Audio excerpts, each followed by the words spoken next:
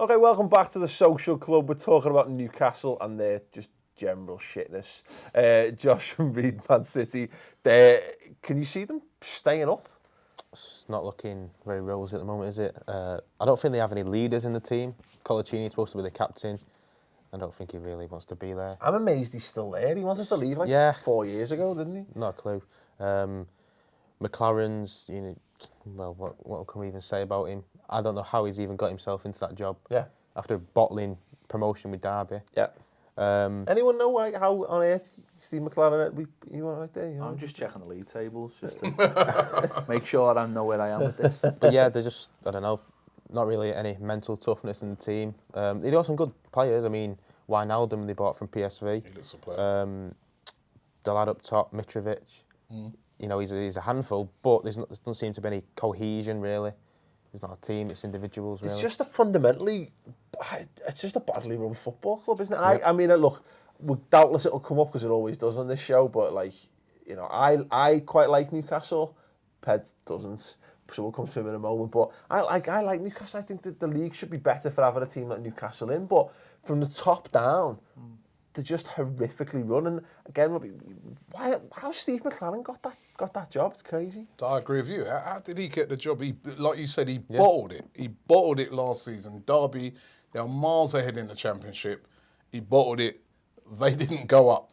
Then he goes and gets a bigger job in the Premier League. He's even apparently on the board of Newcastle. It's just ridiculous. Crazy. I mean, I really can't get my head around it. And it's a complete mess at Newcastle. At the moment, you've got to say they're strong contenders to go down. They're really, really poor. You just can't see them consistently putting it in. You know that with Newcastle, they're going to have some games where they'll win games. They'll be strong, but they're just not going to be consistent. And like you said, I can't see the leaders in the team.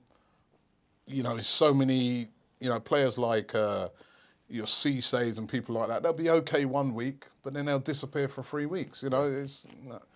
I like Newcastle as well. I like Newcastle as well. Well, sounds like what players? Sounds like Arsenal players. Couple of wins for Liverpool. Look, but we are above you still. Oh no, absolutely, yeah. Yeah, we're in the still in the Champions League. Much bigger budget. But I like Newcastle as well. I'd like them to stay up, but at the moment, it's not looking like they will. Ped, you hate Newcastle. Do you want them to go down? Yeah, massively. Why do you hate Newcastle? They're just delusional. Look, let's not get into this. They're delusional. They're a delusional football club. They've got delusional fans. They've got delusional. But they're a big club. They're not a big club. Don't kid yourself. They're not a big club. Look at this fan base. Look at their ground. Where else their are ground's they going to go? bigger than yours. Where else are they going to go? Are you a big club? Yeah, we're a big club. We've won They've trophies. got a bigger ground than you. Where They've else got are a they bigger going fan to go? base than you. Where else are they going to go on a Saturday? You can't say that. Have you ever been to Newcastle? Newcastle City Centre is very nice. The only other place you go in Scotland. That's it. Right? Newcastle City Centre is very nice. Now, come on. I wouldn't know. I'm never going. Yeah, see, listen. Newcastle's a nice place. That's what you're talking about. Newcastle are a bigger club than you guys are. Robbie, it's a one-team town, is what he's saying. Yeah. If you follow football and you're from Newcastle, you support Newcastle. So it does create that environment, and that's where the delusion comes from. Is that you don't have to put up with. You don't have to put up. We have to put up with yous, and yous have to put up with us, and yous have to put up with Spurs fans, and United fans. We keep each other in check, fundamentally, and like Sunderland, they're going to keep Newcastle in check. Do you know what I mean? I also don't understand if Newcastle fans are all so good and have all got this power. Why did he let this farce continue? Of this man who controls them? They've basically got the worst kind of owner you can have, owner that just doesn't care. Yeah, and it's the worst. Yeah, but what can they do? They have. Well, stop going the game. Stop going the game. I know last year. You know what it's like. You know, what I mean, you're supporting your team. You know what I mean? But they're not supporting. They're not. They've many a times. They're not supporting. Many a times they've come out against Ashley, loads and loads of times. They're supporting their own long-term suffering by if they had a little bit of short. Last season there was like we're not going to go to this one game. They all turned up. Yeah. Stop buying the kits. Stop buying the ale. Hate the man in his pocket. Why can't they go back to painting it on the chests? That's what we used to do when I was a kid. Black and white stripes painted onto fat skin. They have sponsors that fundamentally are just disgusting in what they do. So hold on, when I've forgotten their names now. What was those Americans? Hicks and Gillette. Yeah, when they was at Liverpool, you were still going to watch Liverpool, weren't you? We were protesting, mate. We Yeah, were, but we you- were marching exactly, on the so that's what- grounds, and we were. Yeah, but you were and we still were- going. No, you were still going, right? So that's what I'm saying. It's hard when you follow your team. You know, you follow your team. You're still going to go. Well, I That's- understand they, that, all right. they know that. I They think, know the that with thing is, fans. Robbie, it's hard to understand because you have been very, very sensibly run for a very long time. And although people go both ways on Wenger, you've never been faced with that situation where the club is completely and utterly horrifically run, that you've got no choice but to stand up and try and claw it back from someone. And so it's hard to put yourself in that mindset. But I'm saying it's hard because even with United, when they're thinking with the Glazers and that, they still were getting 75,000. But a lot of They them know that. a lot They of- know that. You know, what I mean, if you don't go, the other To be people. fair to Newcastle, a lot of them ones who go to Man United are like the day tipper kinds. They will always fill a seat. I don't think that's Newcastle got the same attraction they did in the 90s when they were coming close to win trophies. And I think if just a portion of those Newcastle fans said, right, I've had enough, I'm packing in, whether it be they started commercially by not buying the kits, not buying the ale, not buying the food in the ground or around the ground, stop those things, hate the man in the pocket, because that's ultimately what he cares about. That's all he cares about. He's proved that already. All he cares about staying in the Premier League. That would hurt him. Then if it doesn't, then stop going to games, or stop going to cup games, or do whatever you need to do to stop this man profiting, because that's ultimately what he's doing. He's profiting out of Newcastle. So for all these fans to turn up and be like, well, we're Newcastle through and through, fine. But prove it by putting money in this man's pocket. The problem is that it all feeds into this thing, and it's that attitude. There's nothing wrong with that attitude, because you're right, because you support your club, don't you?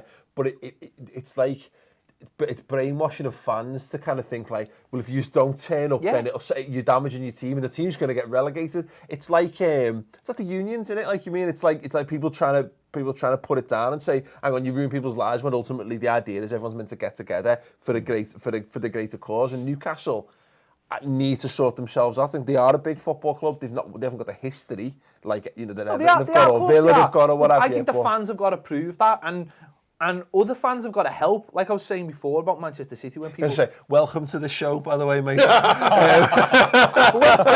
when people, I do hate when people criticise Manchester City when they haven't got a full ground in the Champions League. You think it's expense, it's money, people have got to find that money. It doesn't just appear in their pockets just because there's a Champions League game. To be fair, and with I guess it's probably some insult to City, but you know, City got put into the top, literally got picked up and moved to the top tier of football without building up to it. So City, you were always going to have to play catch up in terms of you've got to build the success on the pitch to actually drive the people to grow the fan base in some way as well. Yeah, but I do think quite a large section of the fans do miss when we were not very good at football. You know, they miss Kevin Orlok getting sent off for aggressive walking. They miss Jamie Pollock scoring own goals. And I think that's just, again, comes into the culture of football nowadays. But just on Newcastle, I think, as weird as it probably seems, relegation would be probably the best thing for them. But they've tried that. For me, it would. They've done it. Like they did with... For you buzz off it, like. Like they did, I think, was it Shearer who ended up taking him down a few years back. Because Get joking here, they man. don't really have a spine of the team. They don't have players who are working hard for each other. You know, there's a few mercenaries in there as well. And obviously they need a managerial change. It might even happen sooner than we think, maybe Moyes. But when they went down that time, it was still there, wasn't it? I think so. It was still Mike Ashley. You know, he's been there. And then he's brought them back up again. But this is the thing, is that you say, like, I think Moyes would be a dreadful fit for Newcastle, because they want to play it's like the new Allardyce, isn't it? They want to play a brand of football. He'd be a dreadful fit simply because he would need that relationship with the owner, and I don't think I don't know anyone can work on Mike Ashley. Oh, this is the point. He's a horrible man. One thing with Mike Ashley, didn't he in the summer though pump a lot of money into the club? In the summer, he gave McLaren a lot of money to spend. This the manager. You know, the manager to me now is at fault. He's bought a lot of duds. But it's all part and parcel of the same thing. It's like Liverpool. It's like if us saying Hicks and Gillette it's like if they had given Roy Hodgson loads of money, well, Roy Hodgson shouldn't have been in the job in the first place. It's all just wrong from the top down, whether he's putting money in or not, and he's not putting that much money in. I suppose it's relative to how much money he's making though, as well, isn't it? Do you know what I mean? It's if he's making loads of money on a match day from all those fans and all those shirts, because I'm sure he controls the shirt sales as well, obviously from what his background. It must be relative. You've got to put some amount of money to stay in the Premier League. I mean, because we are all getting better and better. Everyone's spending more money, the TV money. So it is relative. So if he is finding £25 million a summer, that's nothing really, is it? What he'll make back, TV money, shirt sales, ales. Imagine the ale sales at Newcastle. But I feel sad with Newcastle because honestly, I go. When I go out to their ground, they've got a massive ground. They're a proper Premier League. Oh, they're a Premier League. They're a proper team. They're a proper team, proper supporters. I don't want them to go down. I've been there, though, and I've seen people thrown out for singing as an away fan. I just hate the whole place. I mean, I hate the way they put you right high up in the stands, and I hate all that. Can't we just put them in Scotland? Because he's trying, isn't he? He's trying to get Rangers, and he's having murder with them. He's complete. I mean, I know they've got a lot of problems, but he's come in the mix and he's messing with them as well. So why doesn't he just take Newcastle and do the thing we all want and put them in Scotland, and then Scotland vote yes, and we've had 2 problems sorted in one. There you go. Pev once again putting the world to rights on that one. If you agree or disagree, by all means, at ToffeeTV1 on Twitter. Yeah. Imagine how this video is going to go down in Newcastle. Just consensus, though. Have they got the internet in Newcastle? Consensus. I'm not with him. Whether we like Newcastle or not, and 3 of the people in this room quite like Newcastle, and 1 doesn't. I'm not sure whether it's come across who that is throughout the course of this show. Newcastle at the minute. They've got a motorway. They're not going to have the internet, are they? They had the brackets M. Has it got the brackets A1, M. That's just to specify to the rest of the human race that it's a road capable of 3 lanes, but just hasn't got those 3 yet. Absolutely. Anyway, regardless of where we stand at Newcastle right now, shit. Oh, they're rubbish. And they need to sort themselves out. No, they don't. Thoughts in the comments below. Give the video a thumbs up. We've been talking about Jamie Vardy's doubtless white lightning filled party, and a whole host of other great content on the YouTube channel. Subscribe to it, give this video a thumbs up, and if you're a Newcastle fan, by all means, let us know your thoughts on Ped in the comments below.